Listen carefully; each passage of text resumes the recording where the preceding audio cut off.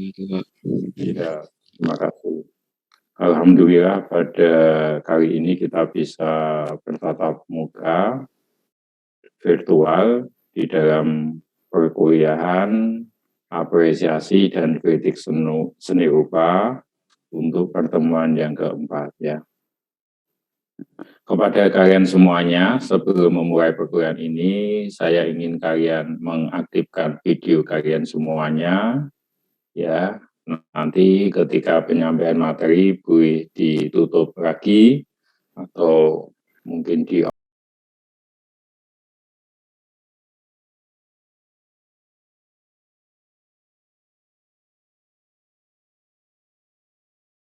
Recording in progress.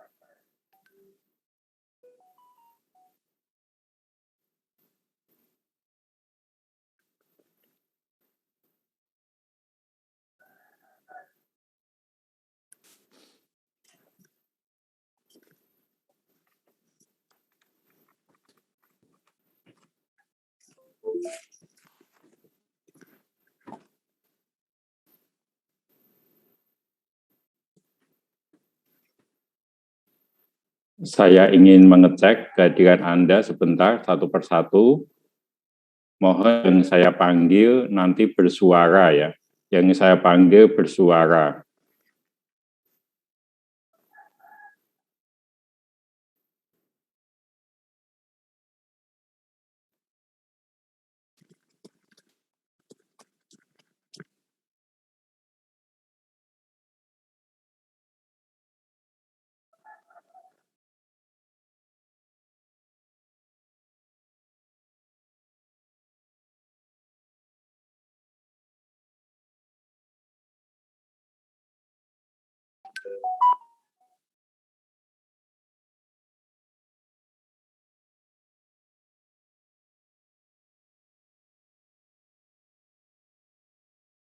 Alfiah Malik. Hadir, Pak. Alfiah, oke. Muhammad Arif. Hadir, Pak. Putri. Hadir, Pak. Bintang Fare. Bintang Fare. Tidak ada. Sabrina. Hadir, Pak. Oke. Sabrina, nanti yang saya panggil bilang anu ya. Oke. Joshua. Hadir, Pak. Oke. Yusuf Akbar. Hadir, Pak. Oke. Yusuf Ali. Adib. Hadir. Bagus. Hadir, Pak. Rahmadira. Hadir, Pak. Taris. Hadir, Pak. Isra. Pak. Hadir, Pak. Isra hadir. Fatia. Hadir, Pak. Oke. Davina. Hadir, Pak. Alfrizar. Pak. Alfrizar. Saya, Pak. Oke. Saya, Pak. Dimas. Hadir, Pak. Ya, oke. Arsul. Hadir, Pak. Haruna. Hadir, Pak. Rizky. Hadir, Pak. Nairul. Hadir, Pak. Oke. Ridho. Hadir, Pak. Dimas. Hadir, Pak. Oke. Adam. Hadir. Adam. Hadir, Pak. Zainun. Hadir, Pak. Oke. Muhammad Rifki. Hadir, Pak. Dia. Hadir, Pak. Dia. Hadir, Pak. Oke. Diayu. Hadir, Pak. Oke. Elisa. Elisa Rani Rahmawati. Apakah ada di grup ini anaknya? Nggak ada ya? Oke, berarti untuk rombel ini 2 orang tidak masuk, Bintang Faleh dan Elisa. Pak, maaf Pak, Bintang Falik hadir Pak. Oke, makasih Mas. Berarti yang tidak hadir Elisa. Elisa Rahni Rahmawati. Sekalian yang rombel B. Rombel 203, mulai yang pertama. Dika Anggara. Dika Anggara. Dika Anggara. Ada perwakilan rombel 203 yang bisa menjelaskan kehadiran Dika. Ini beberapa kali presensi tidak hadir. Apakah ada masalah dengan anak ini ya? Di mata kuliah yang lain ya? Enggak, Pak. Biasanya hadir kok, Pak. Biasanya hadir. Oke, ini berarti tidak hadir. Makasih Mas Aryo Komting. Yenap? Tidak ada. Yuyun? Tidak ada. Tasya? Tidak ada. Kamelia? Hadir, Pak. Oke. Mbak Kamelia, ini ada 4 teman dari Dika, Yenap, Yuyun, Tasya nggak hadir, memang betul. Di sini belum ada ya? Oke, dicek Mbak. Coba Tasya dicek. emang nggak ada, Pak. Terus Hana juga nggak ada, Pak. Oke, Yuyun Nggak ada juga. Oke, ya. Muhammad Julfan tidak ada. Muhammad Fadri Surono tidak ada. Keina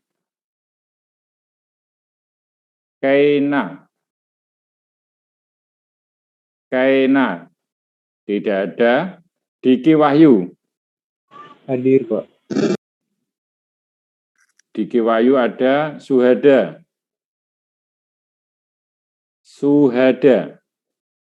Tidak ada. Aulia. Hadir, Pak. Oke, Muhammad Hafiz. Hadir, Pak. Mukhtar.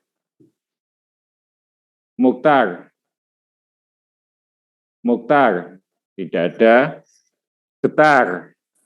Hadir, Pak. Mukhtar tidak ada. Getar ada. Angelin, Sekar, Antika. Hadir, Pak. Ya, bagus. Ilham Hanafi. Hadir Pak. Oke, Aryo. Hadir. Anggoro. Hadir, Pak. Oke. Dimas. Pak, suara hadir tadi, Pak. Siapa? Suhada. Hadir nih, Pak. Ya, oke. Ya, Pak. Sudah. Dimas. Hadir, Welcome. Oke. Alfian Ramadan. Hadir, Pak. Ya. Arif Mada. Hadir, Pak. Ya. Talita. Hadir, Pak. Nareswari. Hadir, Pak. Febrian.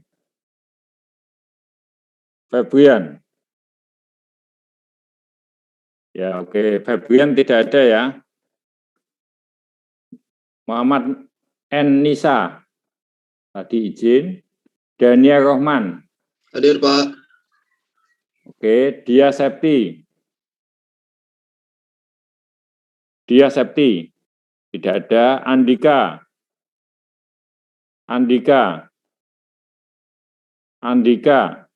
Tidak ada.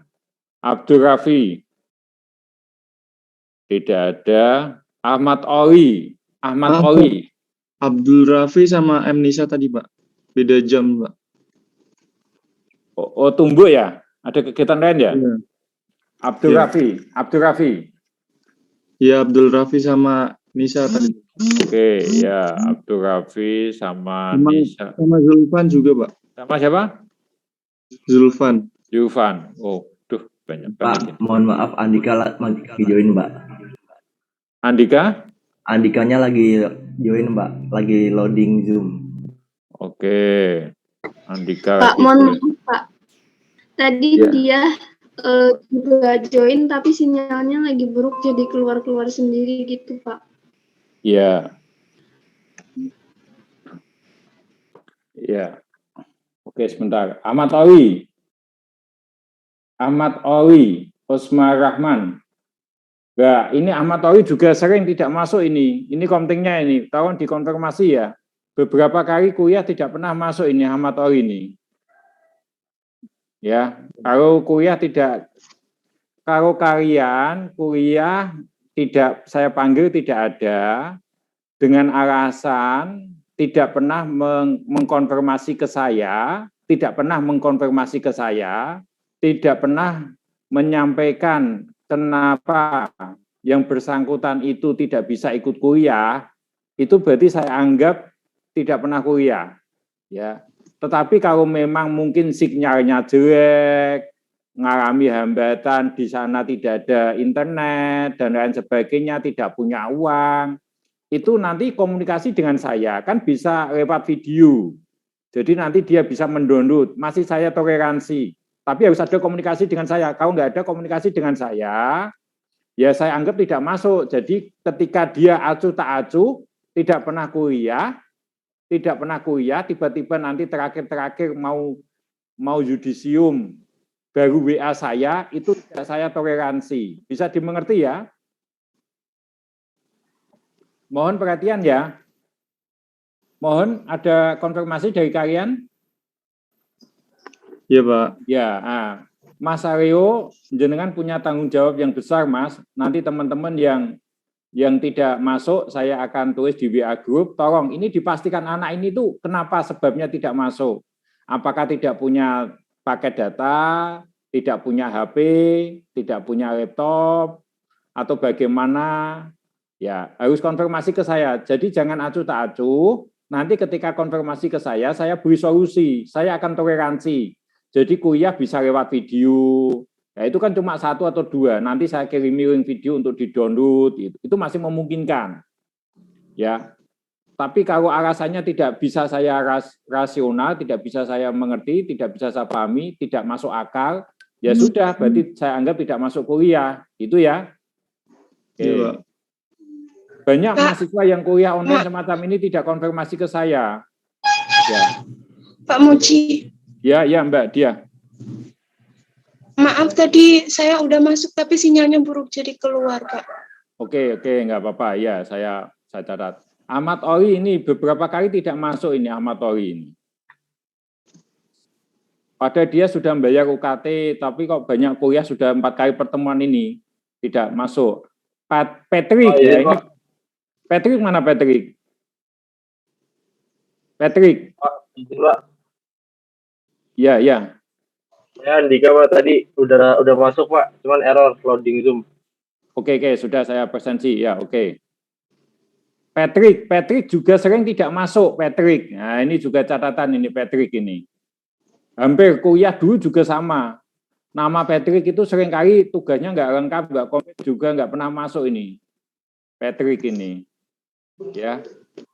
Oke, saya ulangi di rombel B.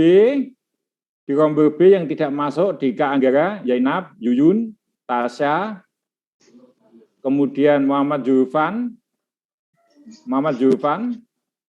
Muhammad Fadri Surono, Keina, Mokhtar Banar,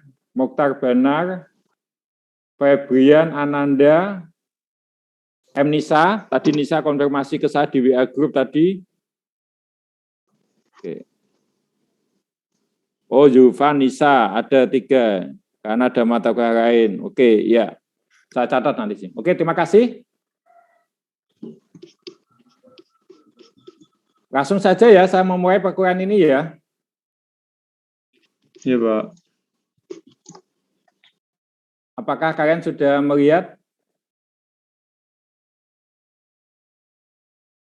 Masih loading, Pak. Oke, masih loading.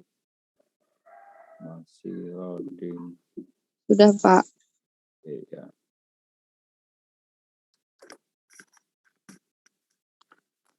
Ya, ini pertemuan ketiga kita akan membahas mengenai deskripsi, ya. Kita sudah memasuki pertemuan keempat.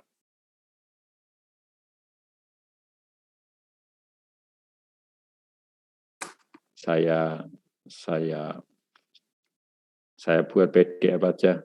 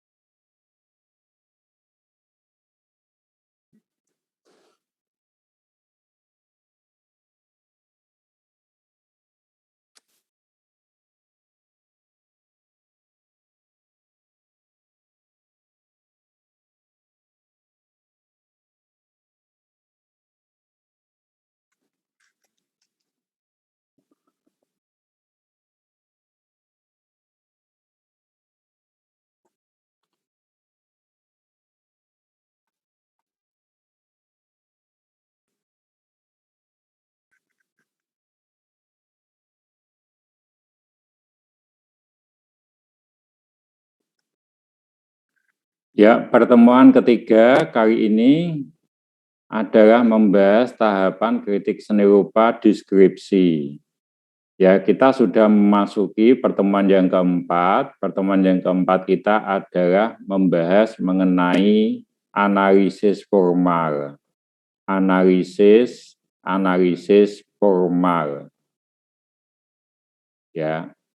Sebelum memasuki tentang materi analisis formal, saya ingin memberikan penjelasan terkait dengan deskripsi. Karena di pertemuan ketiga kemarin kita tidak atau belum sempat membahas, ya, menyampaikan materi tentang deskripsi. Apakah kalian bisa mendengar suara saya dan melihat screen? Bisa, Pak. Bisa, Pak. Ya. Oke.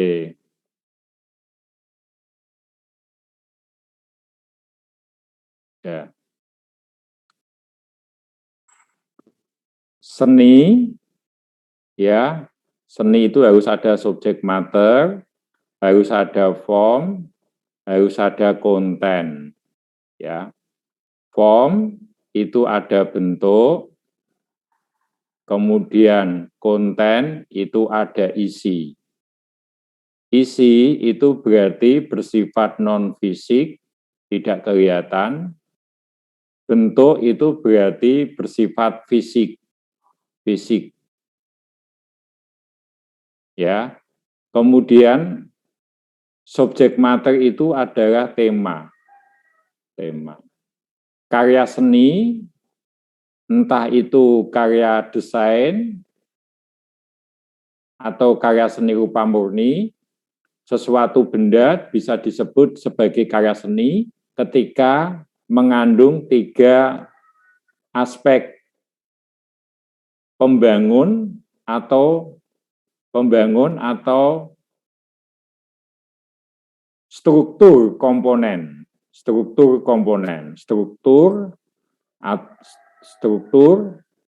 dari sebuah karya seni.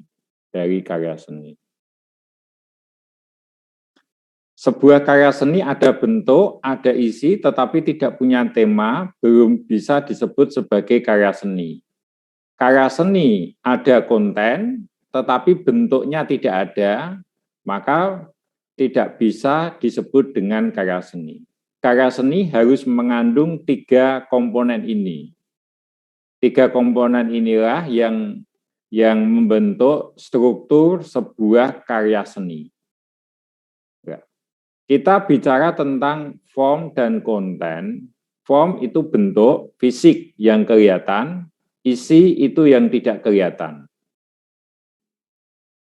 Sebagai contoh karya seni yang ada di sini, ya, ini bentuknya kelihatan. Ini ada bentuk lingkaran, ini ada bentuk jam, jarum jam, ada sajadah-sajadah, ya, ada sajadah, ya.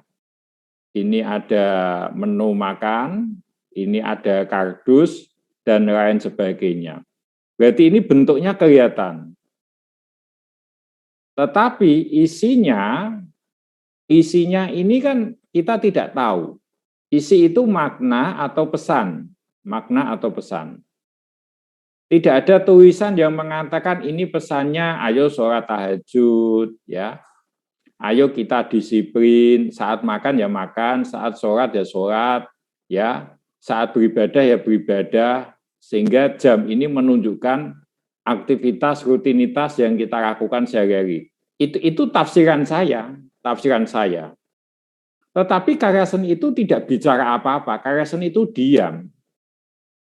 Karya seni itu diam. Ya.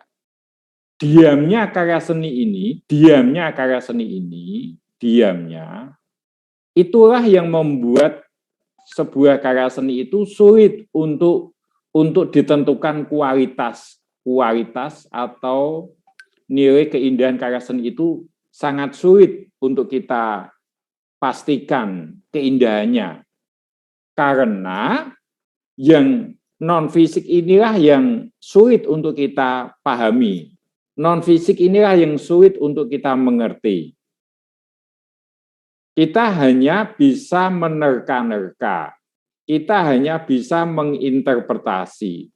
Tetapi terkaan kita, tafsiran kita itu belum tentu tepat, belum tentu sesuai. Ya, inilah yang non-fisik. Ya.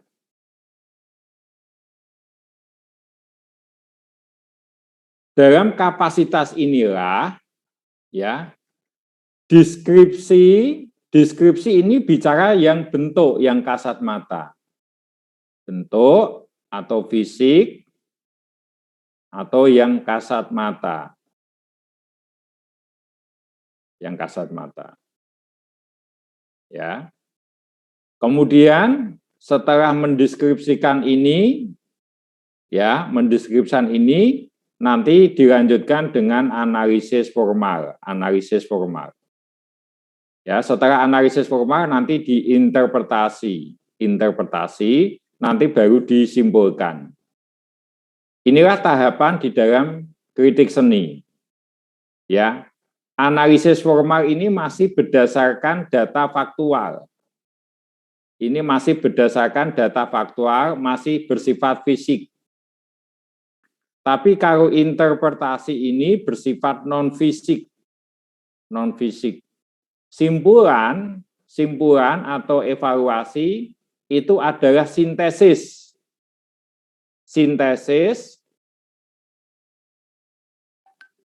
Sebuah keputusan untuk menentukan kualitas karya seni berdasarkan data dari deskripsi, data dari analisis formal digabung, data-data ini digabung, data interpretasi digabung, makanya namanya sintesis, penggabungan data deskripsi, analisis formal, interpretasi, sehingga diperolehlah sebuah evaluasi.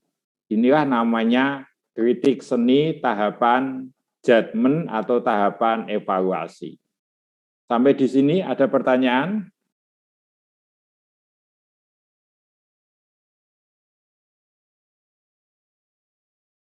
Saya buka. Tidak ada?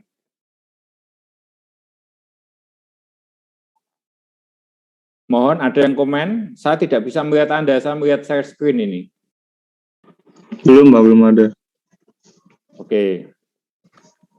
Sekarang kita berusaha mendeskripsikan sesuatu, ya. Mendeskripsikan. Kalau kata mendeskripsikan itu adalah berarti ya menggambarkan atau melukiskan sebuah subjek karya seni rupa dengan kata-kata. Jadi deskripsi itu adalah sebuah bahasa visual itu dirubah menjadi bahasa kata-kata. Jadi ketika Anda diminta mendeskripsikan itu artinya menggambarkan atau melukiskan sesuatu hal dengan kata-kata. Itu namanya deskripsi. Deskripsi itu seolah-olah orang yang mendengarkan cerita Anda, seolah-olah dia akan merasa betul-betul benda yang disampaikan itu seperti dilihat langsung. Jadi deskripsi yang baik adalah deskripsi yang mampu melukiskan, menggambarkan fakta-fakta, benda-benda atau fakta-fakta seolah-olah orang yang diajak bercerita, seolah-olah orang yang diajak berkomunikasi itu melihat bendanya itu langsung. Padahal orang yang diajak bicara itu tidak pernah melihat benda itu. Jadi deskripsi ini objektif, tidak boleh ditambah-tambahi. Ya, tidak boleh ditambah-tambahi. Jadi kalau kalian mengatakan bahwa misalkan handphone Samsung misalkan. Handphone Samsung itu memiliki ketebalan 1 cm, lebarnya 5 cm, panjangnya 20 cm. Ini namanya menggambarkan secara objektif. Jadi yang kasat mata saja. Kalian tidak boleh menambah-nambahi handphone ini kesannya mewah. Ya, kata kesan mewah itu berarti tidak objektif. Kata mewah ini tidak boleh Anda ungkapkan di dalam tahapan deskripsi. Yang boleh Anda lakukan di tahapan deskripsi adalah mengatakan handphone ini memiliki layar yang permukaannya sangat licin. Di bagian sudutnya itu melengkung. Ya, tapi nggak boleh mengatakan mewah. Kata mewah ini tidak objektif. Tapi subjektif. Nah, di dalam pendeskripsian Anda itu tidak boleh memberikan kata-kata kesan, ya, kemudian memberikan sebuah pernyataan atau kalimat yang mengatakan bahwa benda itu terkesan mewah, elegan. Jangan, itu nanti. Anda hanya boleh menyajikan, menampilkan benda itu dengan kata-kata. Kata-katanya itu semuanya berdasarkan faktual. Sampai di sini jelas? Jelas, Pak. Ada pertanyaan, oke. Deskripsi itu bukan menggantikan karya ya. Deskripsi itu bukan menggantikan karya, tetapi menjelaskan citra-citra. Jadi, deskripsi ini kan visual, karya seni yang visual. Ini kan kata-kata. Ya, kata-kata ini tidak bisa menggantikan karya seni ini visual ini, menggantikan tidak bisa. Ya, tidak bisa menggantikan. Ini tidak bisa menggantikan karya seni ya karya seni. Kata-kata ya kata-kata. Kehadiran kata-kata ini fungsinya hanya menjelaskan saja, menjelaskan kondisi faktual karya seni itu sendiri. Kata-kata ini tidak bisa menggantikan, hanya menjelaskan saja, menjelaskan. Tidak mewakili, tetapi hanya menjelaskan. Berbeda ya, berbeda. Berbeda antara kata menggantikan sama menjelaskan. Kalau menggantikan, itu berarti orang sudah tidak butuh ini lagi, sudah tidak butuh karya seni lagi. Jadi orang ketika mengkritik, orang ketika melakukan kritik, ya, dengan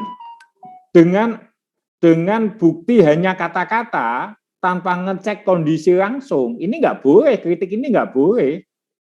Kritik itu harus tetap ada buktinya karya seni itu harus dihadirkan. Kalau kritik itu hanya berdasarkan kata-kata, tidak pernah melihat karya seninya secara langsung, kritik ini sebetulnya diragukan. Jadi kalau orang melakukan kritik itu harus melihat karya seni itu secara langsung. Oleh karena itu, kata-kata di sini itu tidak bisa menggantikan, tetapi hanya menjelaskan, hanya mendeskripsikan. Kata deskripsi itu berarti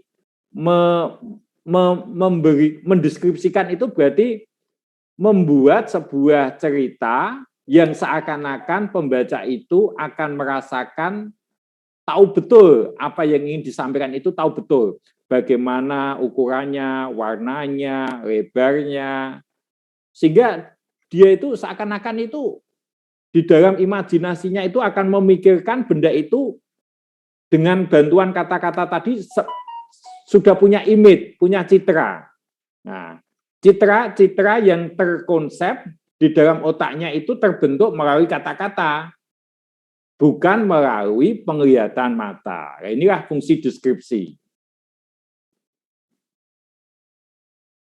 Nah, ini ada kata yang menarik. Kemarin ada anak yang pintar bahasa Inggris, siapa yang kemarin ya? Silakan dibaca lagi, Mbak. Lupa aku kemarin. Mohon Mbak, dibaca Mbak. Siapa ya kemarin ya? Rombe berapa ya? 201 atau 203 ya? Mbak Camelia, siapa yang kemarin pintar bahasa Inggris, Mbak? Halo? Halo, Mbak? Saya tidak bisa melihat Anda ini. Pak, maaf, Kamelia katanya masih di toilet. Oh iya. Oh, kemarin yang pintar bahasa Inggris siapa? Camelia ya? Iya. Oke. Ya udah, oke. Saya langsung. Kalian coba perhatikan kalimat ini ya. Coba Mbak siapa? Mbak Tarita lah. Mbak Tarita, dibaca Mbak ini Mbak. Sebisanya Mbak.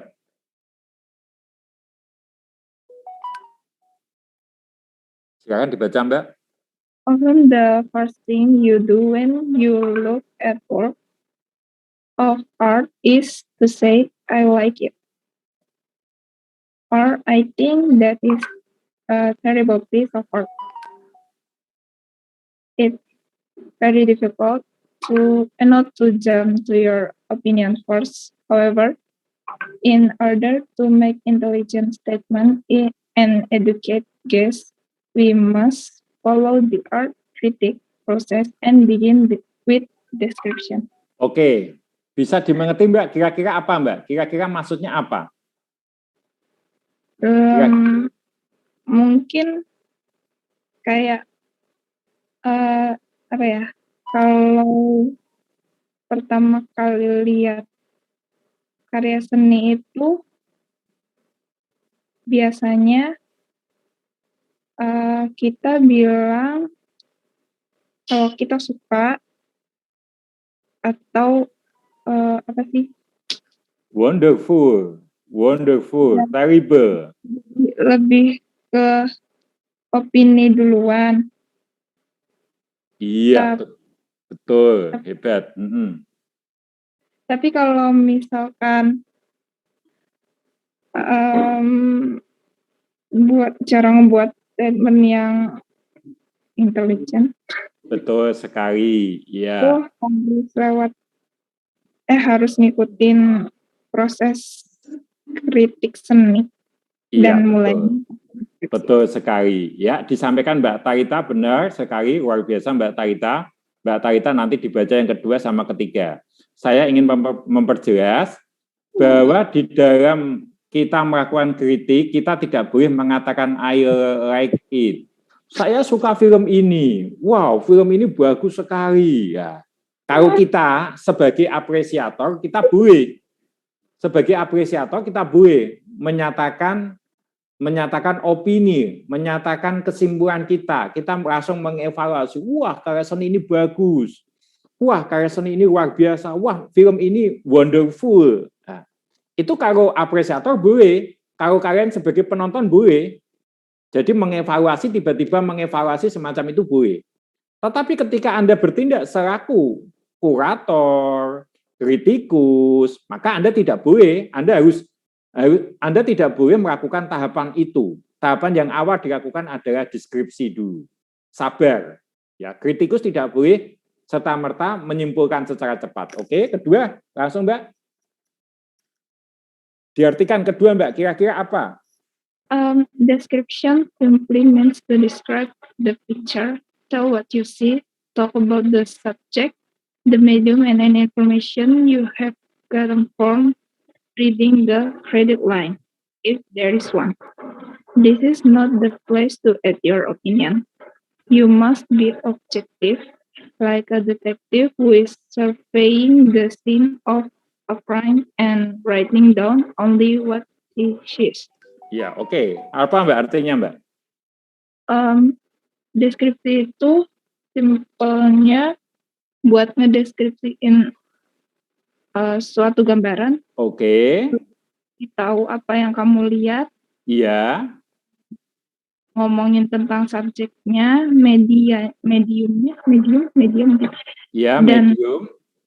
Informasi yang kamu dapetin dari baca credit line. Ya. Kalau ada. Ya. Ini bukan tempat kalian buat naruh opini. Ya. Kalian harus objektif kayak detektif yang lagi survei scene of crime. Jadi apa ya? Oke, sudah bagus Mbak. Ya, Mbak Tarita sudah bagus. Semuanya teman-teman sudah paham semua. Kita lewati. Jadi deskripsi itu ibaratnya adalah mengatakan apa yang kamu lihat saja. Yang tidak kamu lihat berarti nggak usah kamu katakan. Bicara subjek, bicara medium, bicara informasi. Ya, informasi yang nanti ada kredit lainnya, ada pokok-pokoknya, yang itu harus kalian tidak boleh kalian tinggalkan. Oke, lanjut Mbak. Yang ketiga Mbak. The description is the first step of the art critic process. It is here that you are going to make observation about what you see. It is very important to remember that you must be objective. Try to not make inference or express opinion. Consider the detective at the scene of crime. You are going to list what you see, list only the facts. Make sure you include the information from the credit line. Oke, terima kasih Mbak Tarita, luar biasa. Poin ini tidak boleh membuat kesimpulan atau menyatakan opini. Oke, lanjut. Inilah poin-poin deskripsi. Jadi ketika kalian melakukan deskripsi, judulnya apa, ukurannya apa, tahun pembuatannya, siapa senimannya. Nah, ini namanya deskripsi. Jadi poin-poin atau hal-hal yang perlu Anda sampaikan itu adalah 1-11 di sini. Ini menggunakan acuan fakta yang dilihat ya, yang kelihatan fisik semuanya. Judulnya apa, ukurannya, tahun pembuatannya, siapa senimannya. Deskripsi itu berarti ketika ada satu karya, ada banyak orang, ketika diminta mendeskripsikan, maka hasil deskripsinya itu relatif sama. Relatif sama. Karena deskripsi itu berdasarkan data karya objektif. Jadi meskipun ini orang-orang yang mendeskripsikan ini memiliki latar belakang berbeda, background berbeda, tetapi ketika dia diminta melukiskan, diminta menggambarkan, karena yang digambarkan itu dituntut ada objektivitas, maka relatif hasilnya sama. Nah, berbeda dengan interpretasi nanti. Jadi objektif itu sifatnya itu melekat pada fisik karya itu. Ya. Yang melekat pada fisik karya itu, judulnya apa, ukuran, tahun pembuatan, siapa senimannya. Kapan, di mana karya itu dibuat, bahan, teknik, alat yang digunakan. Ini medium. Ini medium, nah ini namanya media. Media, ya media itu mencakupi bahan, alat, dan teknik. Nah ini media. Kalau ini bicara tentang judul, ya karya, tahun. Nah ini satu kelompok sendiri. Satu kelompok, ini dua kelompok. Yang ketiga di sini, ini bicara tentang subjek karya, subjek di karya. Ya, ingat, jika Anda, ya, maaf,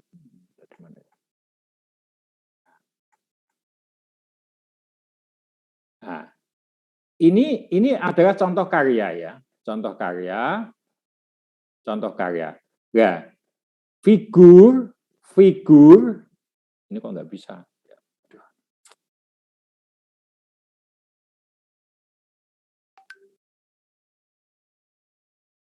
Ya.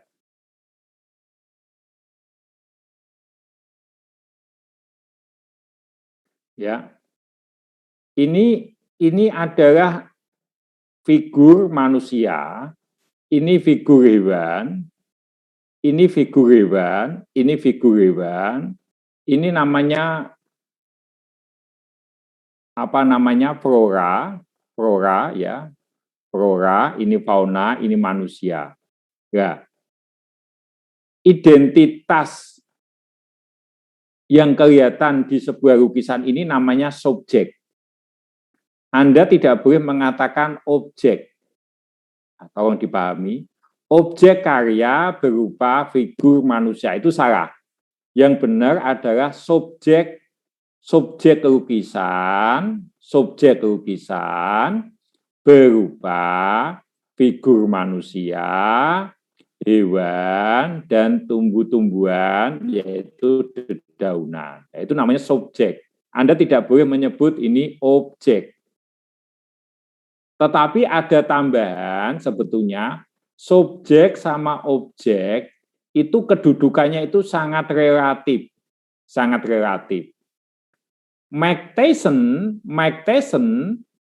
memukul Holyfield. Mike Tyson itu berarti subjek pelaku. Sedangkan Holyfield ini adalah objek yang dipukul Mike Tyson.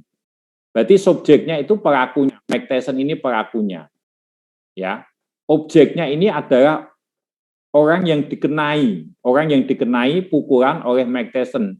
Berarti sasaran, maka ini objek. Ya. Dalam konteks itu, saya ingin menjelaskan bahwa lukisan ini itu ada kata subjek, tapi harus ditambahi subjek lukisan. Jadi kalau Anda bicara subjek lukisan, itu berarti benda-benda yang tergambarkan, sesuatu yang tergambarkan dalam sebuah lukisan itu namanya subjek, bukan objek. Kenapa ini bisa disebut dengan subjek? Karena subjek-subjek ini ketika dihubung-hubungkan antara satu dengan yang lain, itu nanti akan menghasilkan suatu objek. Objek itulah yang dimaksud dengan isi atau konten. Hubungan antara figur 1, figur 2, figur 3, dan dedaunan di sini, interaksi, aktivitas-aktivitas yang dilakukan oleh subjek-subjek itulah nanti yang akan menghasilkan objek. Ya, jadi objek itu adalah hasil interpretasi atas subjek-subjek yang ada. Jadi subjek itu pelaku di dalam memainkan posisi sebagai pelaku, sebagai sesuatu hal yang melakukan aktivitas-aktivitas tertentu. Karena aktivitas-aktivitas tertentu yang dilakukan figur-figur ini, itulah yang nanti akan mengimplikasikan, ya, menghasilkan, ya, menyebabkan terjadinya objek. Bisa dipahami, dimengerti? Ada pertanyaan sampai di sini? Saya mohon ada pertanyaan. Ya, supaya teman-teman yang lain yang diam, yang tidak mau bertanya jadi lebih mengerti. Bintang Farid mengerti? Sudah cukup paham, Pak. Yakin? Tanya Pak. Ya. Pak. Ya, silakan. Saya nggak melihat Anda ini karena saya melihat share screen. Langsung saja bicara, Mas. Saya izin bertanya. Berarti kalau Ya. kita melihat sebuah lukisan itu, lukisannya itu kedudukannya itu jadi objek atau subjek ya? Iya, Kalau ya. kita melihat lukisan Itu cerdas banget, Mas. Cerdas banget itu. Pertanyaan yang cerdas banget itu. Itu yang saya masuk di situ. Sehingga Anda ketika melihat, ini lukisannya kecil ya, orang ya, kecil ya. Ya, misalkan orang, ini nonton pameran ya, nonton karya seni ya. Nonton karya seni, oke. Ini lukisan, ini orang. Paham ya? Orang. Orang ini sedang nonton karya seni. Ya. Kelihatan ya? Berarti orang inilah ketika ada kegiatan, aktivitas kritik seni, maka pelaku kritik seni ini namanya subjek. Ini namanya subjek. Sedangkan lukisan ini menjadi objek. Objek. Ini kok keluar terus toh si. Nah ini ya. Ini menjadi objek. Ketika hubungan antara karya seni dengan orang yang melihat karya seni ini, orang yang melihat itu disebut dengan subjek, sedangkan karya seni yang dilihat itu ditempatkan sebagai objek. Ini menjadi subjek, ini menjadi objek ketika itu dalam relasi aktivitas mengkritik karya seni. Mengkritik karya seni. Bisa dimengerti tadi, Mas? Ya, bisa, Pak. Ya.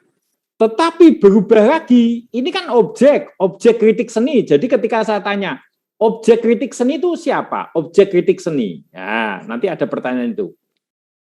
Jadi kalau objek di dalam aktivitas kegiatan kritik seni, pelakunya ini seniman, sedangkan objek yang dikritik itu berarti karya seni. Ya. Kemudian ketika kita bicara konteks khusus, ini enggak kelihatan. Saya bicara dalam konteks karya. Ini konteks karya ya, bukan konteks karya saja ya. Konteks lukisan ya, atau desain sama saja nanti. Ketika saya melihat ini, orang-orang yang ada di sini, ya figur orang, ada flora, ada fauna di sini ya. Ini namanya subjek. Subjek. Ketika ini dijadikan subjek, maka objeknya apa? Objeknya ya makna. Karena interaksi dari subjek-subjek ini akan menghasilkan makna atau pesan. Berarti karya seni ini bisa berkedudukan sebagai objek, bisa berkedudukan sebagai objek, tergantung itu dihubungkan kemana, relasinya apa. Jadi kata subjek dan objek itu sangat relatif penggunaannya. Tetapi dalam konteks karya seni, lukisan ini disebut sebagai subjek lukisan. Kalau kita bicara mendeskripsikan karya. Kalau kita bicara mendeskripsikan karya, maka ini disebut dengan subjek lukisan. Subjek gambar. Subjek gambar berupa. Subjek lukisan berupa. Nah, subjek dalam aktivitas kritik seni itu adalah seniman. Subjek dalam aktivitas kritik seni itu namanya kritikus. Kalau subjek dalam penciptaan karya seni siapa? Iya, tapi kan tutup, ada kelalen, terus ada wong, kue tanam inumane anak inumane, ning jaba dengan nggo ngebis, nggo anu travel karo nggo anu mengko jalan. Ya. Kalau subjek dalam penciptaan, aktivitas penciptaan itu siapa? Subjek dalam aktivitas penciptaan. Dalam lukisannya itu figurnya. Siapa? Pelukisnya, betul. Subjek yang dalam aktivitas kritik seni, subjek orang yang melakukan kritik seni atau subjek dalam aktivitas kritik seni siapa? Subjeknya? Kritikus. Kritikus. Objeknya apa? Karya seni yang dikritik. Karya seni yang diteliti. Nah, inilah kalian jadi mulai dewasa berpikir dunia sosial itu adalah dunia yang relatif. Jadi kata subjek dan objek itu penggunaannya sangat relatif. Dalam pembelajaran di sini saya selaku subjek, kalian sebagai objek. Tapi dalam hal-hal tertentu saya harus menjadi pendengar. Kalian menjadi penceramah. Situasi pembelajaran saat ini memungkinkan bahwa subjeknya itu bukan saya dosen semata, tetapi kalian. Kalianlah sekarang yang tahu informasi berbagai macam hal. Kalian sebagai subjek, saya sebagai objek. Bisa dimengerti ya? Ada pertanyaan lagi, menarik ya.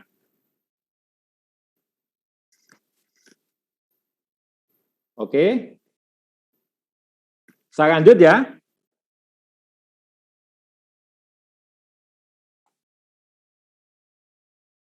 Oke. Saya lanjut ya, Mas Arzu Mustaqim ya. Iya Pak, silakan. Untuk mendeskripsikan sebuah lukisan, ya, jadi kita mendeskripsikan subjek karya di sini. Nah, ini ada subjek karya. Silakan kalian membuat list, membuat semacam penanda-penanda, membuat list daftar objek yang akan kalian jelaskan. Itu harus dicek. Jadi semua lukisan itu tidak boleh melewatkan ada objek yang terlewatkan untuk dideskripsikan. Ya. Subjek lukisan itu ada dua, yaitu subjek yang representatif dan abstrak. Ya. Baik yang representatif itu juga harus dijelaskan, dideskripsikan, yang abstrak juga dideskripsikan. Ya. Kalau mendeskripsikan subjek yang representatif, yang bentuknya dikenali, perbentukannya gampang diidentifikasi, itu gampang. Lukisan itu memiliki subjek pemandangan alam yang berupa gunung, pohon, sungai, itu jelas. Tapi kalau lukisannya abstrak, maka kalian juga harus diminta mendeskripsikan subjek abstrak itu. Bagaimana cara mendeskripsikan subjek yang berupa kayak abstrak? Ya, kalau kayak abstrak ya dideskripsikan berdasarkan unsur-unsur rupanya. Misalkan itu hanya berupa garis, warnanya merah, warna merah, bentuknya segi empat, bentuknya biomorfis, dan lain sebagainya. Itu namanya mendeskripsikan abstrak. Ya. Kemudian kalian ketika lukisannya itu realis, maka biasanya lukisan-lukisan realis itu akan menggambarkan situasi setting.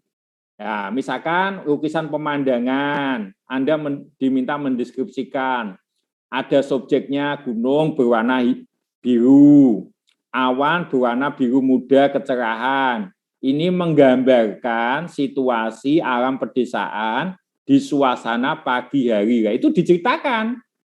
Karena itu masih faktual. Ya. Itu masih faktual, masih kelihatan, ya. Masih kelihatan, bukan opini. Oleh karena itu, nah, dalam kesempatan ini contoh mendeskripsikan lukisan yang bentuknya abstrak. Painting ini dibuat oleh Jasper John, senimannya, tahunnya. Lukisan diciptakan pada tahun 1939. Sudah, Anda hanya itu saja, mendeskripsikannya hanya itu saja, yang pokok-pokok saja. Tapi dengan menggunakan kalimat yang baik. Kalimat yang baik itu harus ada SPOK, minimal itu SP. Nah, kalian sebagai seorang akademisi, saya latih untuk menulis. Jadi tulisan kalian itu harus benar, harus ada SPOK. Jika tidak lengkap, ini dibuang, yang penting ada SP. Ini namanya kalimat. Ya, kesalahan kalian ketika membuat kalimat, itu biasanya kalimatnya panjang, tapi predikatnya tidak ada, objeknya tidak ada, keterangannya tidak ada, membingungkan. Itu karena kalimat Anda tidak menggunakan aturan struktur gramatika subjek predikat. Ya, ini saya latih nanti. Bagaimana menulis deskripsi yang baik dengan menggunakan kalimat yang baik.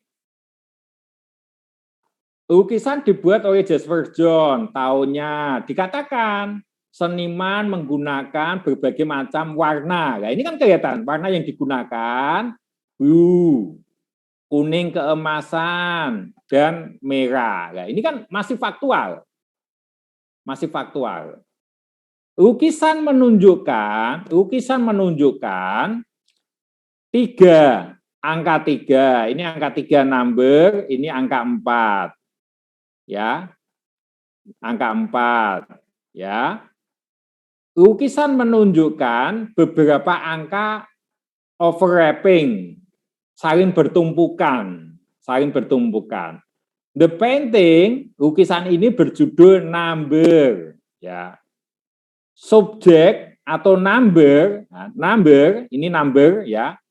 Jadi number ini subjeknya itu berupa number. Subjeknya itu berupa number atau angka. Angka mendominasi bidang kanvas. Penyajian subjek karya 3 dan 4, angka 3 dan 4, tampak mendominasi bidang kanvas.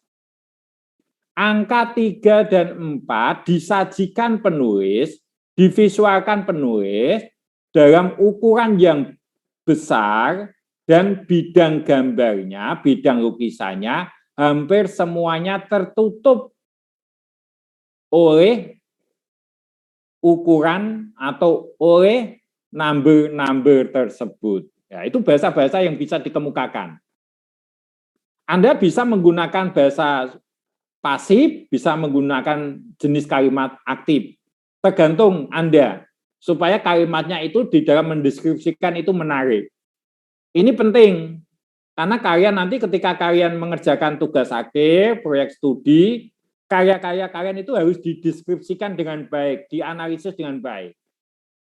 Ini untuk karya abstrak. Sedangkan untuk karya yang realis, ya,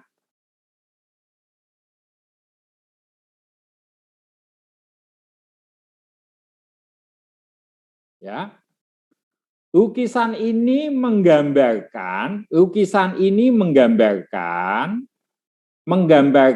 potret diri seniman Frida Kahlo. Subjek lukisan berupa potret Frida Kahlo. Nah, pada lukisan terdapat pula animal, yaitu monkey, ketek, monyet, dan kucing hitam serta burung. Ya, udah itu aja. Ya, monkey nggak perlu disampaikan monkey-nya hitam, warnanya coklat. Ya, itu terlalu berlebihan. Kalau monkey ya relatif, monkey itu relatif warnanya coklat atau hitam. Tapi kalau kucing kan ada kucing hitam, ada kucing kuning, ada kucing putih. Maka Anda boleh menyebutkan a black cat, ya, kucing hitam. Nggak perlu mengatakan kucing yang ditampilkan pada lukisan itu berwarna hitam pekat. Nah, itu berlebihan, itu nggak efektif. Nggak perlu mengatakan lukisan yang kucing yang tervisualkan, ya, itu pengurangan.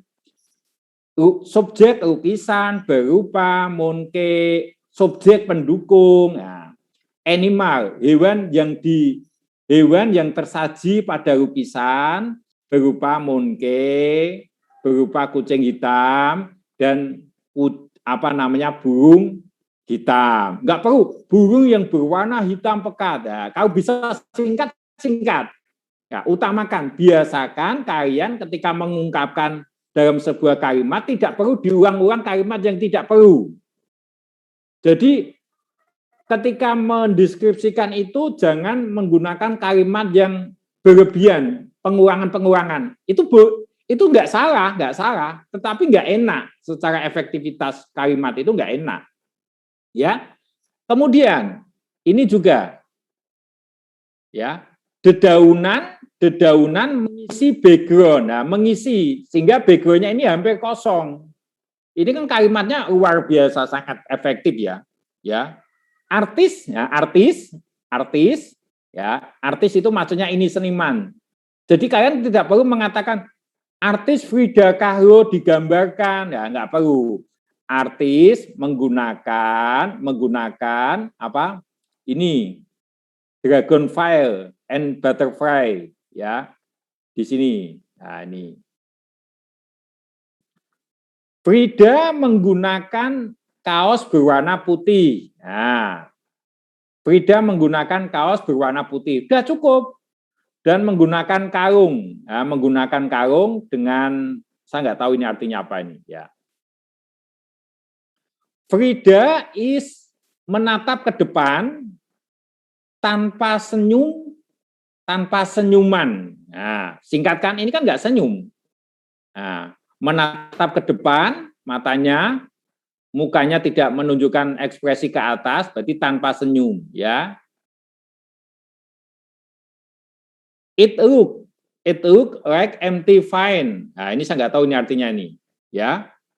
Anda nanti bisa ngira-ngira. Itu cara mendeskripsikan yang benar.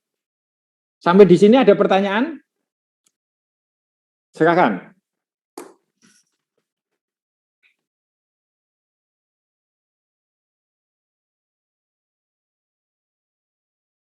Silakan, ada pertanyaan? Halo, silakan. Mbak siapa kemarin ya yang aktif bertanya itu? 201 kemarin. Mbak Kamelia, mungkin ada pertanyaan?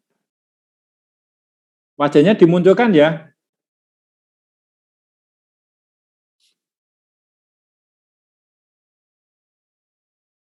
Silakan, saya buka kesempatan untuk bertanya.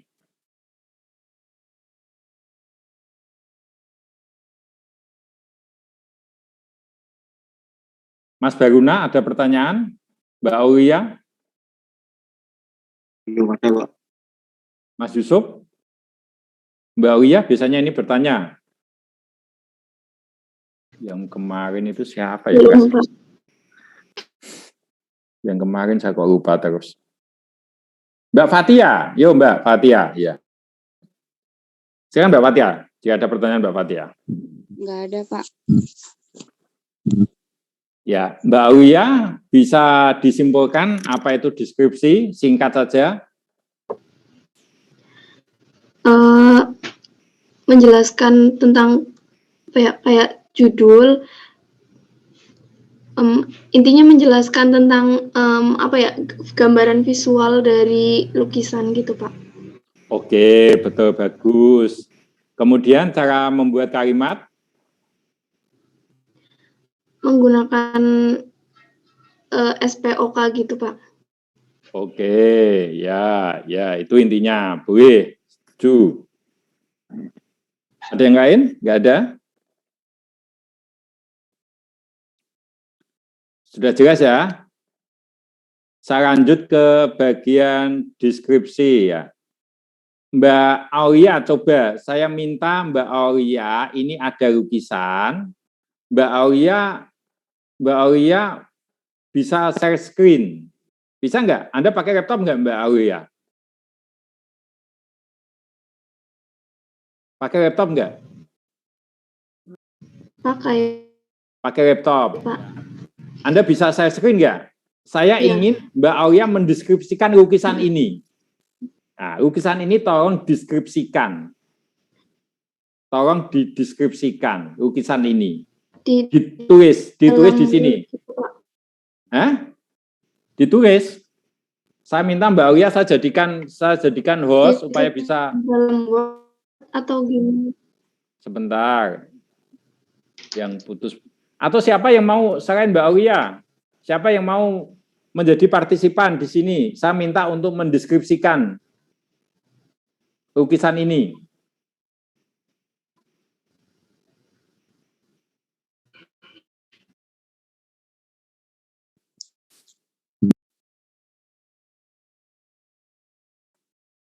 Oke Mbak Aulia, silakan. Anda boleh share screen. Sebentar Nah ini Anda boleh share screen, Anda buka Word, ya. Itu lukisan saya di screenshot, tampilkan di Word Anda, kemudian Anda deskripsikan. Bisa ya? Mudeng maksud saya. Ya, ini di screenshot dulu, kemudian di copy di Word Anda, kemudian Anda deskripsikan. Coba dideskripsikan, benar nggak? Paham, Pak. Sebentar.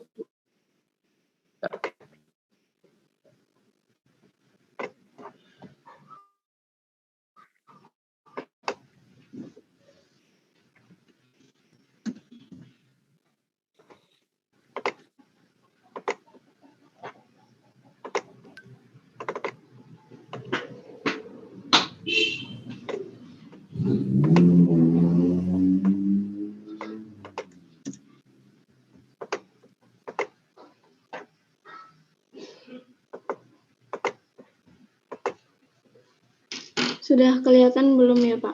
Oke, saya stop. Ya. Silakan, Mbak. Dideskripsikan, Mbak. Nanti kita, ya oke, pintar banget. Oke. Sekarang itu Anda mengira-ngira saja ukurannya berapa, senimannya siapa, bebas. Terus saya minta mendeskripsikan subjeknya. Coba dibuat kalimat yang benar, saya akan ngecek. Kalian semuanya perhatikan. Lukisan tersebut ukurannya dulu gitu pengarang, Pak. Ya sak senengmu, pokoknya saya pasrah kepada Mbak Aulia. Silakan. Nanti saya akan mengkoreksi apakah itu sudah benar atau ada yang perlu diperbaiki.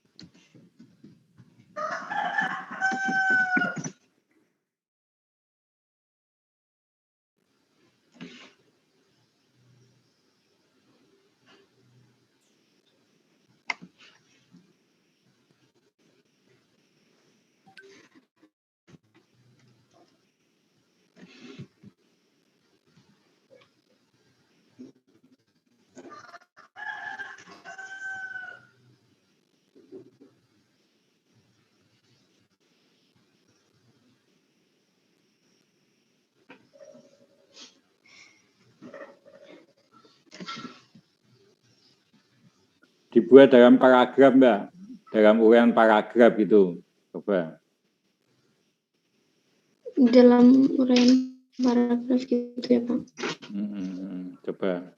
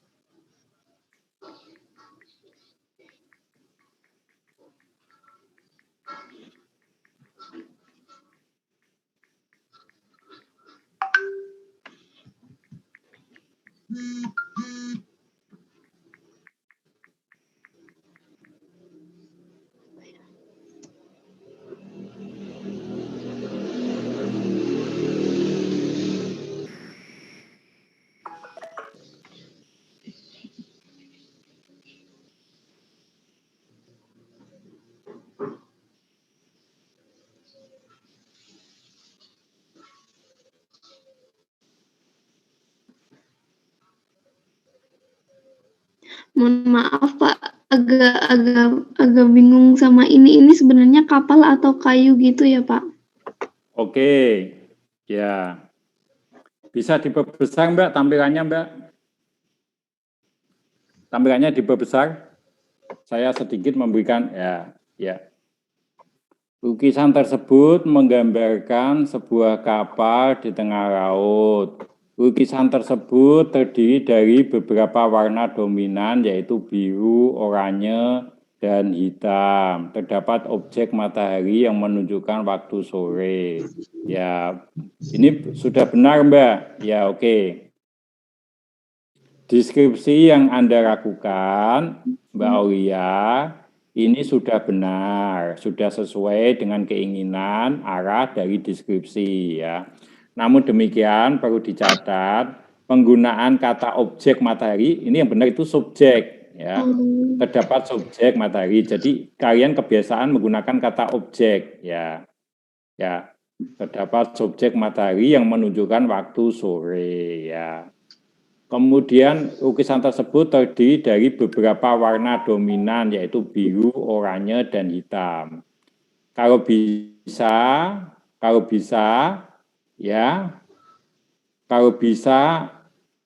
warna dominan biru, oranye, dan hitam ini menyatu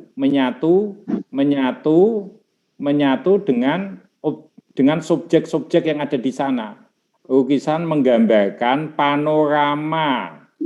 Nah, lukisan menggambarkan panorama pemandangan di pelabuhan di waktu sore hari. Ya. Panorama pemandangan pelabuhan di sore hari. Ya, itu sudah jelas di sore hari. Ya. Tampak apa di sana itu? Apa itu? Ini apa ini? Yang atas? Kapu. Tidak ini apa ini? Entah kapu, entah kayu gitu, Pak. Ya, ini jembatan, ini pelabuhan ya, dermaga ya. Beberapa ya subjek-subjek ya, dermaga, perahu, lautan digambarkan secara samar-samar. Ya, kan enggak jelas. Dermaga, perahu, lautan digambarkan secara samar-samar ya dengan dominan warna biru muda. Nah, udah gitu cukup Mbak ya. Nah, udah gitu cukup. Itu lebih singkat gitu. Jadi kalimat saya yang di awal itu tidak ada kata lukisan tersebut itu hampir dibuang. Jadi lukisan tersebut menampilkan itu nggak perlu. Kalau bisa direkayasa, diupayakan, tidak ada kata-kata yang diulang terlalu banyak. Bisa dimengerti? Ada pertanyaan sampai di sini? Bisa Pak. Nah itu dibuang. Ini untuk menggambarkan subjek. Latihan menggambarkan subjek. Jelas ya contohnya ya yang dibuat di sini Mbak Aulia ya. Dan teman-teman yang lain ya. Oke. Stop.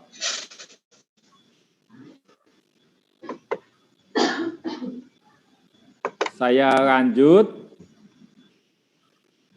Ya. Sometimes kadang-kala kalian ketika mendeskripsikan sebuah lukisan itu kalian bisa pula menyertakan jenis klasifikasi atau gaya itu. Ketika lukisan ditampilkan dalam posisi portrait, ini namanya portrait. Kemudian kalau begini landscape, ya landscape. Kemudian impressionistic style ya. Tadi saya mengatakan bahwa lukisan menggambarkan sebuah pemandangan landscape dermaga di sore hari dengan penyajian goresan yang samar-samar. Ya, ini bahasa objektif. Tetapi karena dalam konteks seni rupa, pengungkapan yang samar-samar itu sudah ada teorinya. Teorinya itu namanya impressionistic style. Jadi gaya impresionistik. Lukisan, pemandangan, dermaga di sore hari disajikan dalam gaya impresionistik. Nah, itu lebih singkat lagi. Karena ada kata-kata, ada teori, ada kata-kata di konteks seni rupa, ada kata-kata yang lebih tepat untuk mewakili lukisan dengan corak samar-samar, penggambaran samar-samar, itu namanya corak impresionistik. Maka Anda langsung menambahkan. Jadi tidak perlu menjelaskan lukisan itu goresannya sangat samar-samar, tidak jelas. Beberapa objek tidak kelihatan apakah itu perahu betul, apakah itu dermaga betul. Nah, itu namanya lukisan impresionistik. Jadi tidak secara detail, tapi bisa diwakili dengan kata impresionistik. Ya, namun demikian Anda boleh menambahkan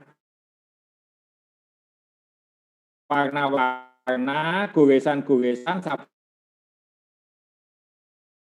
sapuan-sapuan yang digunakan untuk memvisualisasi yang spontan, pendek, warna-warna yang menambahkan gaya impresionistik ini dijelaskan lagi boleh, nggak apa-apa. Ini tergantung tipe kritikus itu. Ada kritikus yang suka membuat yang detail atau yang sederhana. Itu tinggal style dari kritikus itu. Ada style kritikus yang suka menceritakan secara detail banget, ya ceriwis banget. Tapi ada kritikus yang suka menceritakan, mendeskripsikan dengan gaya minimalis, tapi cukup mewakili. Nah, ini tergantung style kritikus itu. Ada pertanyaan sampai di sini? Izin bertanya, Pak. Oke, ya. Jadi kalimat deskriptif itu kalau lebih singkat lebih baik atau yang lebih rinci yang lebih baik, Pak? Nah, di sinilah butuh kepekaan. Jika kita yang lebih rinci yang lebih baik, Pak. segmentasi kita sebagai pendidik, masyarakat yang tidak paham seni, kritikus yang untuk mahasiswa itu kan sudah paham seni. Nah, kalau kritikus untuk orang yang sudah paham seni, tapi kalau kritikus yang tulisannya itu untuk masyarakat umum, ya gunakan yang rinci, yang detail. Ngerti? Bisa. Tetapi dalam kacamata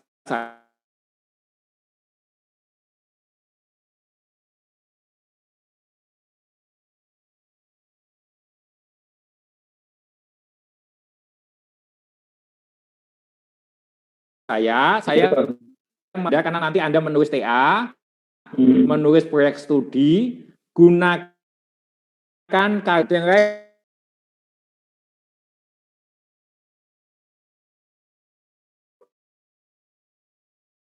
Silakan.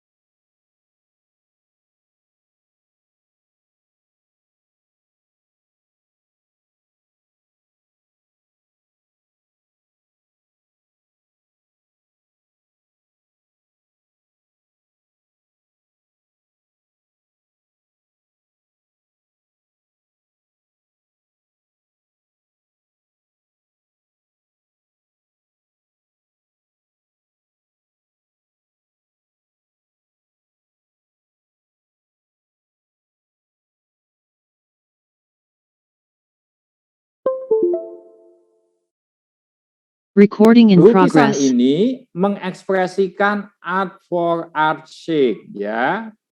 Lukisan ini mengekspresikan seni hanya untuk seni. Art for art sake. Seni tidak ada kepentingannya dengan dunia sosial, tidak ada kaitannya dengan dunia politik. Jadi orang berkarya seni itu mutlak untuk dinikmati keindahan unsur-unsur rupanya saja, ya. Ini jenis karya seni ini, ya. Ya, lalu bagaimana cara mendeskripsikan karya semacam ini, ya? Apakah unsur-unsur rupa pada karya Pollock, apakah Anda berpikir ini sepertinya itu fokus ke apa? Fokus ke mana? Menggambarkan apa? Ini kan nggak jelas. Ya. Bagaimana cara mendeskripsikan karya semacam ini? Ya. Nggak mau ke bawah ya.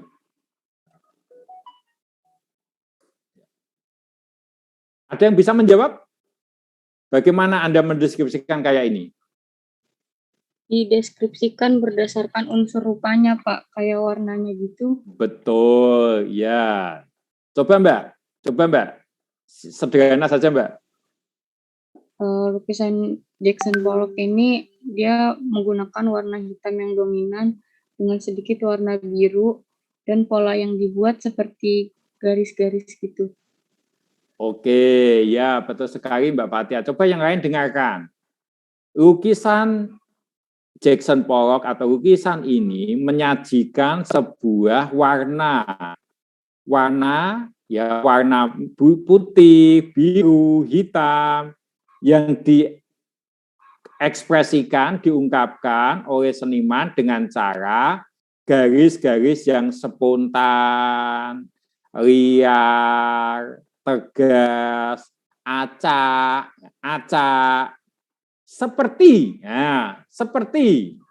Anda boleh menambahkan, Mbak Fatia, tolong didengarkan ya. Mengerti maksud saya? Yang lain juga. Ada kata kunci di sini. Seperti, menyerupai. Meskipun kata seperti, menyerupai itu subjektif, tapi nggak apa-apa. Dalam rangka membantu orang yang mendengar deskripsi Anda itu kira-kira bisa memahami lah. Menyerupai benang ruwet, menyerupai apa ini? Goresan-goresannya liar, acak, saling overlapping, saling bertumpukan, saling bertabrakan, itu boleh Anda tambahkan. Bisa dipahami, Mbak Fatia? Bisa tambahkan tadi? Bisa, Pak. Iya. Ada kata seperti, ya seperti boleh. Menyerupai, nah, ini menyerupai, berarti tidak sama menyerupai seperti. Kalau Anda hanya mengatakan bahwa ini unsur garis, warna, kemudian tekstur, tapi kira-kira ini bentuknya bagaimana? Nah, Anda boleh mengatakan menyerupai benang ruwet, ya, diekspresikan secara acak, saling bertumpukan, saling bertabrakan, dengan goresan yang spontan, seperti ketika subjek yang dihasilkan seperti hasil kreasi anak-anak SD di waktu coreng-moreng. Nah, mengerti kan maksud saya kan? Mengerti? Seperti, Pak. Ya, jadi Anda boleh menambahkan kata seperti, menyerupai, meskipun ini sifatnya subjektif loh ya, tapi memang karena seni kan tidak bisa objektif, paling tidak kita mendekatkan pendengar Anda, pembaca Anda, itu seolah-olah bisa membayangkan, oh lukisannya seperti ini, seperti anak SD, benang ruwet, dan lain sebagainya. Itu bagian deskripsi. Paham? Ada pertanyaan? Izin bertanya, Pak. Oke, ya, bagus banget. Silakan. Jadi untuk lukisan yang abstrak dan tidak bisa dikenali, apakah subjeknya itu warna atau tidak memiliki subjek? Terima kasih. Nah, ada pertanyaan dari teman? Apa Mas? Tadi Mas diulangi? Videonya ditampilkan kalau bicara, ini saya stop. Jadi apakah jika lukisan tersebut abstrak dan tidak bisa dikenali, apakah subjeknya itu warna dan guritan-guritan atau tidak memiliki subjek? Iya, saudari Nareswari, mohon dijawab pertanyaan Dika.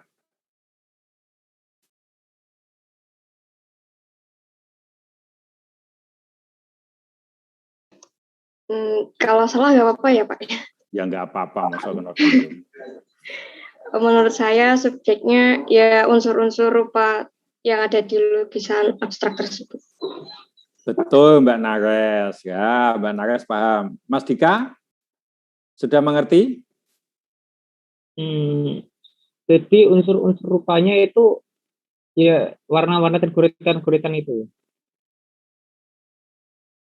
Gimana Mas Dika? Jadi unsur rupanya itu warna-warna dan guritan-guritan itu ya Pak?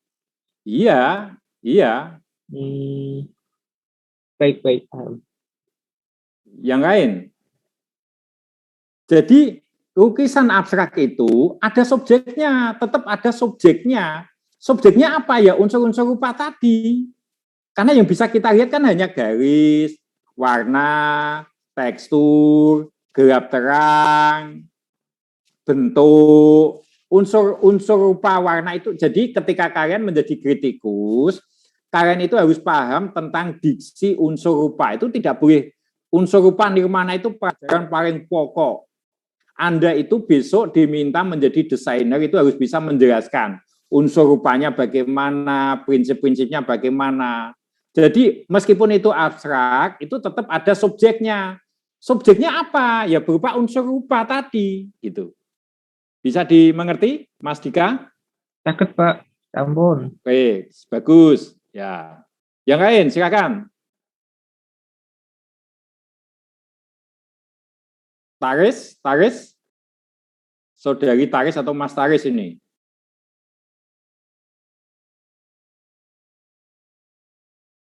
Taris? Oke, saya lanjut ya. Ini 10 menit lagi kita usai, saya lanjut dengan analisis formal ya.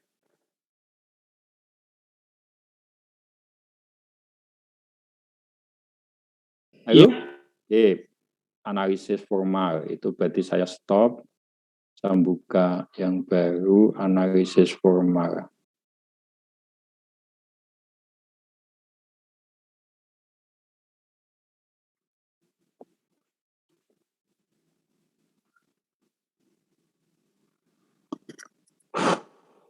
Contoh analisis formal.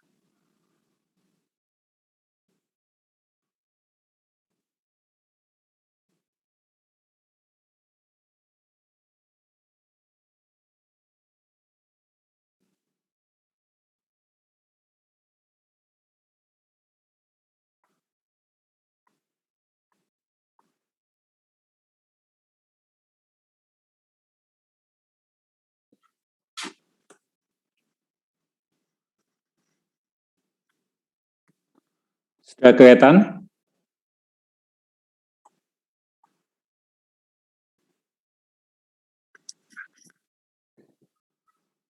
Sudah kelihatan belum ini? Bisa belum Pak? Belum Pak. Oke. Ini kelihatan ya? Ya, kelihatan. Oke. Kita baca dulu. Bisa diperbesar nggak kalian? Nah ini saya sudah besar. Bisa Pak, bisa. Oke.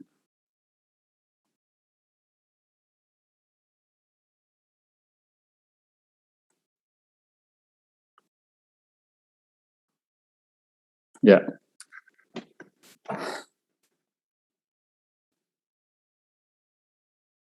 Analisis formal ya. Tahapan berikutnya, analisis, kata analisis itu berarti adalah analisis itu artinya menguraikan. Biar kalian bisa jelas, menguraikan. analisis. Aduh, kok di tanganku kok nggak enak, nggak bisa buat nulis ya ini ya. Analisis itu menguraikan. Ini analisis itu bagikan dengan sintesis. Kalau sintesis itu menggabungkan. Kalau analisis itu menguraikan. Menguraikan itu berarti memecah suatu komponen yang sistematis, yang kuat, yang besar, dipecah menjadi uraian beberapa bagian. Bagian A, bagian B, bagian C, bagian D, bagian E. Berarti diuraikan. Ya, analisis berarti menguraikan dari hal yang kompleks menjadi bagian yang terpisah, sehingga akan terlihat pola-pola perbentukannya secara lebih sederhana. Ya, pola-pola perbentukannya secara lebih sederhana. Nah, maksud saya demikian. Ada contoh di sini, analisis formal, contoh analisis formal.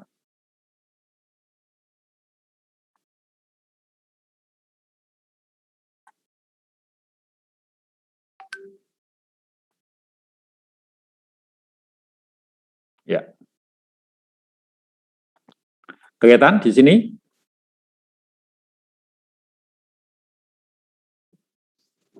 Belum Pak, nggak kelihatan.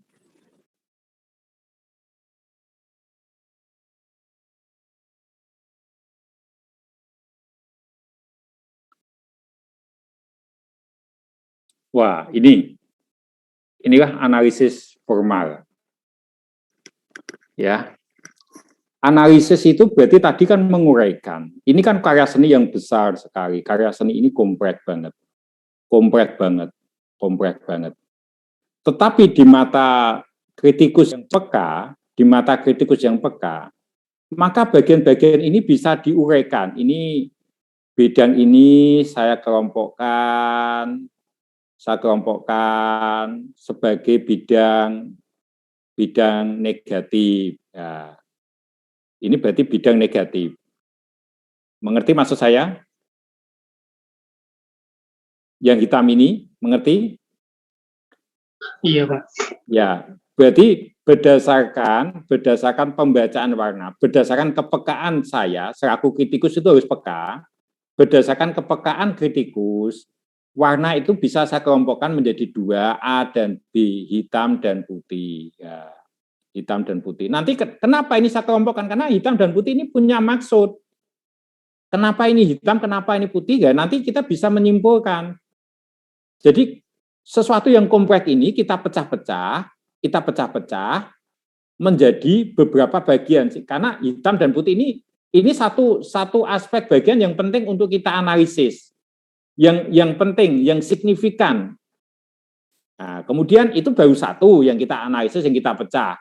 Kemudian saya undo, itu bagian yang satu. Saya hapus. Itu baru satu bagian ya, kita sudah memperoleh ya. Kemudian kita analisis lagi. Kita mencari bentuk-bentuk yang lain. Ini garis, ini bentuk segitiga, ya. Ini bentuk kotak, ya. Ini bentuk melengkung, ya. Ya, ini bentuk melengkung, ya. Ini bentuk, ya ini segitiga, ya. Ternyata ini ada segitiga, ini arahnya ke sini. Ini ada arah ke sini. Nah, tapi segitiga yang mengarah ke sini, segitiga ini nampaknya lebih dominan. Oh, ternyata ini ada hubungan A dengan B. Nah, berarti hubungan yang merah, kelompok merah. Ini tadi kelompok hitam. Nah, kelompok merah inilah kita nanti akan menganalisis kenapa segitiga ini dibuat dominan, tapi arahnya ke sini. Ya. Lalu ada apa ini? Apakah ini pusat perhatian? Apakah ini fokus perhatian? Ya, itulah namanya menganalisis. Jadi menguraikan bagian-bagian itu menjadi lebih kecil-kecil. Tapi ini kepekaan, sekali lagi kepekaan. Kalau kita nggak peka ya nggak bisa membaca apa-apa. Membutuhkan kepekaan, membutuhkan banyak wawasan. Itu namanya analisis. Ya. Paham sampai di sini? Saya lanjut. Itu sedikit gambaran mengenai analisis formal. Nah, saya lanjut di sini tentang konsepnya dulu. Sehingga analisis itu menjadi pora-pora perbentukan yang lebih sederhana. Tadi yang sangat kompleks bisa dipecah-pecah menjadi bagian-bagian yang kecil-kecil, hubungan-hubungan yang kecil-kecil. Itu namanya analisis. Formal, ada istilah formal. Formal ini dari kata form. Kalau formal Anda cari kamus, formal di pengertian di kamus, itu kan resmi. Resmi ya. Tahu resmi ya, formal resmi ya, baju formal, baju resmi. Formal di kamus itu resmi. Tapi formal di kamus seni rupa itu artinya bukan resmi. Jadi banyak sekali mahasiswa yang ketika menjelaskan apa yang dimaksud dengan analisis formal, menganalisis sesuatu hal bentuk yang resmi, ya itu nggak cocok.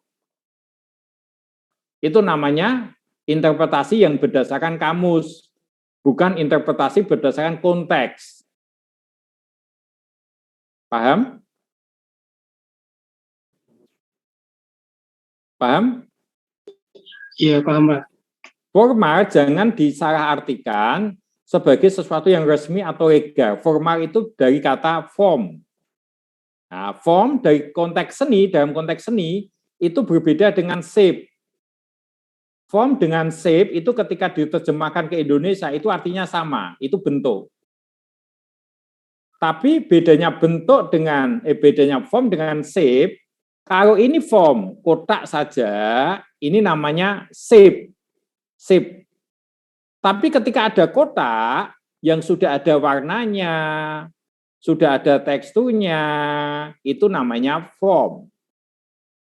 Nah, jadi kalau shape itu hanya berupa bidang datar.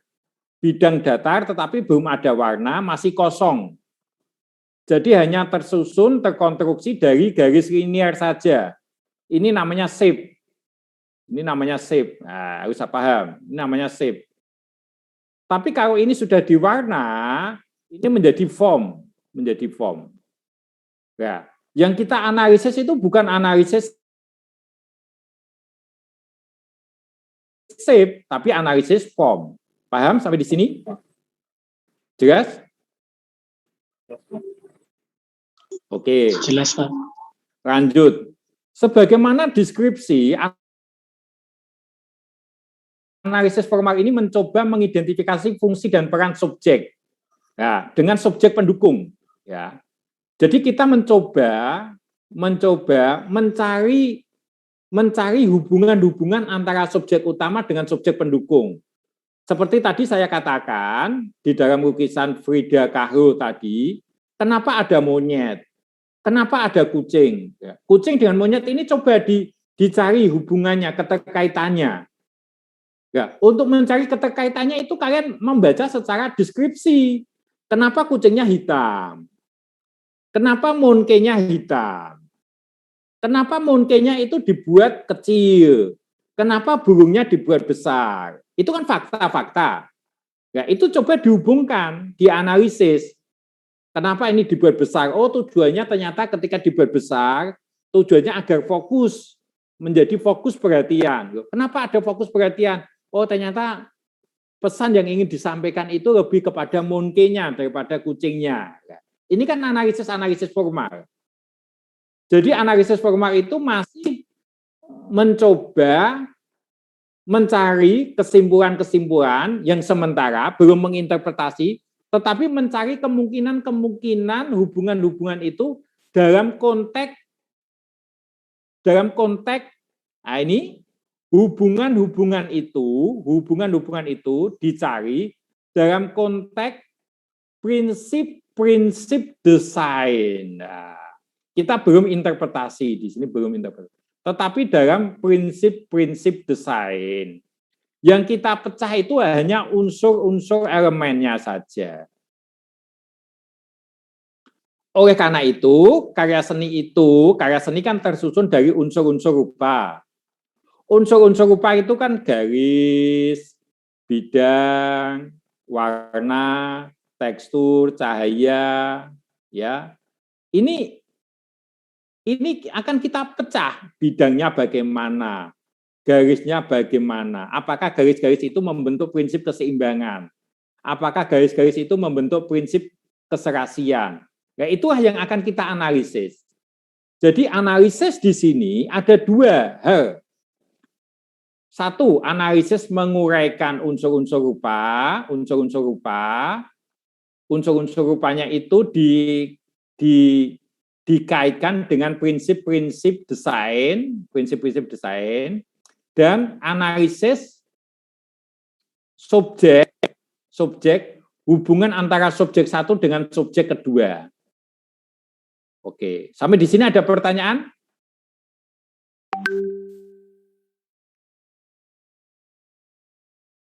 Mungkin ini sudah cukup ya?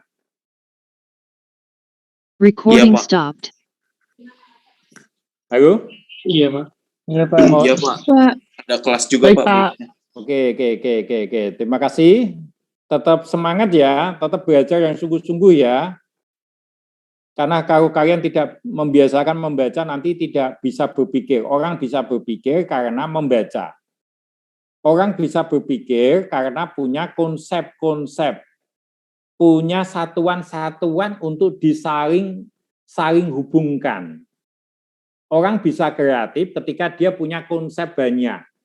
Ketika dia membaca, berarti dia memahami konsep.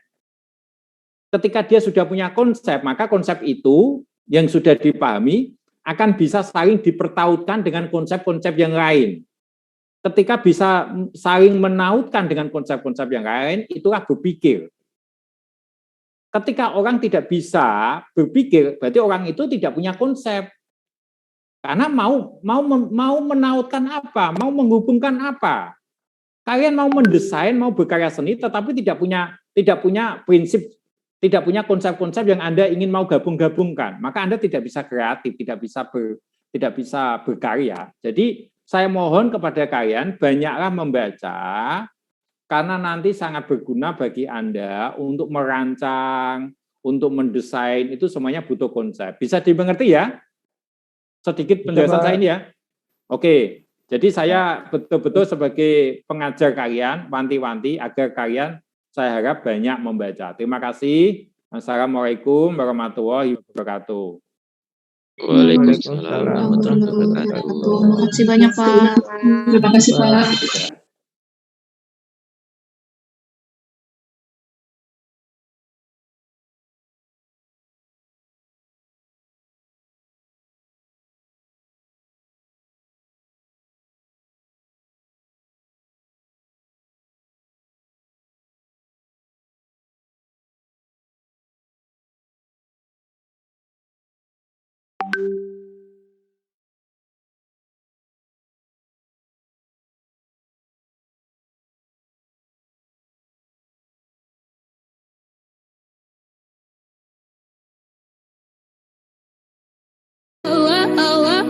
Never seen anybody do the things you do before. They say, move for me, move for me, move for me, yeah. When you're done, I'll make you do it all again.